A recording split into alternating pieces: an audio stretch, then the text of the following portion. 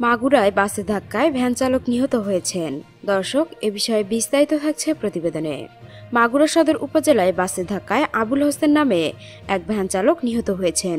মঙ্গলবার দুপুরে সদর উপজেলার ৩৭ এলাকায় মাগুরার ঝিনাইদহ সড়কে এ দুর্ঘটনা ঘটে। নিহত আবুল হোসেন সদর উপজেলার হাজারাপুর আদর্শপাড়া এলাকার আব্দুল মালিকের ছেলে। জানা যায়, দুপুরে ভ্যান গাড়ি চালিয়ে মাগুরা থেকে হাজারাপুর আদর্শপাড়া এলাকায় আসছিলেন আবুল। এ সময় ৩৭ এলাকায় পৌঁছলে ঢাকা থেকে ছেড়ে আসা রয়েল পরিবহনের একটি বাস পেছন থেকে ভ্যানটিকে ধাক্কা দেয়। এতে ভ্যান চালক আবুল গুরুতর আহত হন। স্থানীয়রা আবুল হোসেনকে উদ্ধার করে মাগুরা সদর হাসপাতালে নিয়ে গেলে চিকিৎসক তাকে মৃত ঘোষণা করেন। সদর থানার ওসি জব্বারুল ইসলাম জানান, লাশ ময়নাতদন্তের জন্য মর্গে পাঠানো হয়েছে। এ ঘটনায় সদর থানায় একটি অপমৃত্যু মামলা দায়েরের প্রস্তুতি চলছে। দর্শক, এখনকার মতো এখানেই শেষ। পরবর্তী আপডেট নিউজ পেতে আমাদের এই চ্যানেলটিকে সাবস্ক্রাইব করে রাখুন। ধন্যবাদ।